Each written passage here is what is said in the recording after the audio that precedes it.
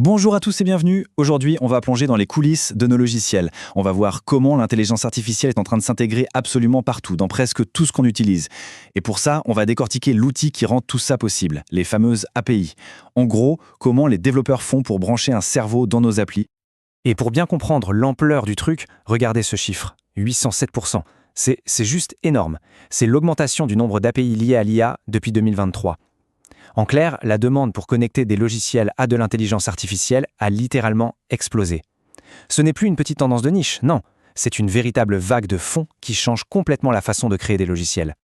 Cette phrase, on dirait qu'elle sort tout droit d'un film de science-fiction, pas vrai? Eh bien, figurez-vous que ce n'est plus de la science-fiction du tout. C'est la réalité, là maintenant. Et c'est justement l'intégration des API d'IA qui permet ça. Même la plus petite des applications peut aujourd'hui avoir accès à des capacités qui, il y a peu, étaient réservées aux géants de la tech. Parfait. Alors entrons dans le vif du sujet. Concrètement, comment ça marche? On va décortiquer ensemble ce que veut vraiment dire intégration d'API d'IA. Et vous allez voir, c'est en fait bien plus simple et, je dois dire, plus élégant qu'on pourrait le croire. Pour faire simple, une API, c'est un messager, un traducteur. Imaginez, votre application envoie une demande via l'API, par exemple une photo. De l'autre côté, un grand modèle d'IA analyse cette photo. Puis, l'API revient avec la réponse. OK, sur cette photo, il y a une voiture. L'API, c'est tout simplement le pont qui connecte une application standard à une intelligence artificielle surpuissante. Et voilà, c'est l'analogie parfaite. Au lieu d'avoir à construire un cerveau incroyablement complexe en partant de zéro, un développeur peut, aujourd'hui tout simplement, brancher une intelligence déjà entraînée. C'est ça qui permet à de toutes petites équipes de créer des applications ultra sophistiquées quasiment du jour au lendemain. Et l'intérêt, il est absolument immense. On parle de fonctionnalités beaucoup plus riches, comme les recommandations de produits sur un site d'e-commerce ou bien la transcription automatique d'une réunion. Et pour les entreprises, c'est un gain de temps et d'argent qui est juste phénoménal. Tout ça en profitant de la puissance et de la flexibilité du cloud. Bon, maintenant, comment est-ce qu'un développeur peut avoir accès à cette intelligence? En gros, il y a deux grandes voies. Ce qui nous amène à un choix stratégique qui est fondamental. Est-ce qu'on achète une solution toute faite ou est-ce qu'on la construit soi-même? C'est un peu le dilemme du plat à emporter face au plat fait maison.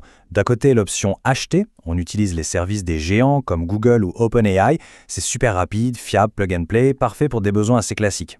De l'autre, on a l'option construire. Là, c'est plus complexe, ça demande une vraie expertise, mais ça offre un contrôle total sur le modèle, ce qui est top pour des besoins très spécifiques.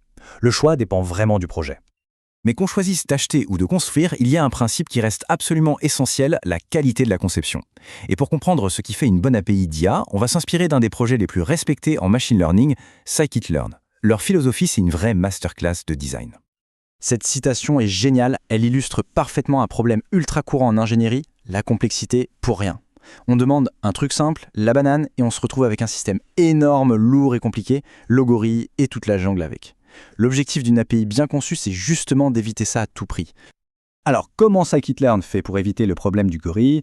Eh bien, grâce à 4 principes clés. 1. Une interface cohérente pour tous les outils. 2. La possibilité d'assembler des briques simples pour créer des systèmes complexes. 3. Une transparence totale, on peut tout inspecter. Et 4. Des réglages par défaut intelligents qui marchent direct. En un mot, la puissance par la simplicité. Allez, passons à la pratique. Voyons comment tout ça se construit. Cette belle philosophie, elle repose sur 3 types de composants, 3 briques de base, qui sont vraiment le cœur d'une API bien pensée. La première brique, c'est l'estimateur. C'est lui qui apprend. On lui donne des données, par exemple des milliers de photos de chats, on lance une petite commande qui s'appelle fit, et hop, il construit un modèle capable de reconnaître un chat. C'est la base de l'apprentissage. La deuxième brique, c'est le prédicteur. Une fois que notre estimateur a appris son truc, le prédicteur, lui, utilise ce savoir pour faire des prédictions. On lui montre une nouvelle image, on lance la commande prédicteur et il nous dit « chat ou pas chat ». C'est aussi simple que ça. Et enfin, la troisième brique, le transformateur. Lui, son boulot, c'est de préparer les données. Parce que les modèles d'IA, ils sont un peu capricieux. Ils aiment que leurs données soient bien propres, bien rangées. Le transformateur, avec sa méthode transformer, il va nettoyer, normaliser, bref, préparer les données brutes pour que le modèle puisse travailler correctement. Et c'est là que la magie opère vraiment. On peut assembler ces 3 briques pour créer une véritable chaîne de montage, ce qu'on appelle un pipeline. On prend les données brutes, le transformateur les prépare, l'estimateur apprend dessus et le prédicteur fait ses prédictions. Le plus fou, c'est que toute cette chaîne, qui a l'air complexe, est gérée comme un seul objet, hyper simple à utiliser. C'est ça, l'élégance de la composition. Alors, au final, pourquoi est-ce que tout ça est si important? Eh bien parce que cette approche, cette quête de simplicité, ça ne concerne pas juste le code, Ça façonne l'avenir de la technologie qu'on utilise tous les jours. Donc, pour résumer, l'IA, ce n'est plus une option, ça devient une fonctionnalité de base, et les API, c'est la porte d'entrée. Le secret des meilleurs outils, on l'a vu, c'est leur simplicité et leur modularité, à l'image de Scikit-learn, et comprendre cette philosophie, c'est devenu crucial, qu'on soit développeur ou simple curieux, pour savoir choisir les bonnes solutions. Et tout ça, ça nous laisse avec une question assez vertigineuse pour le futur.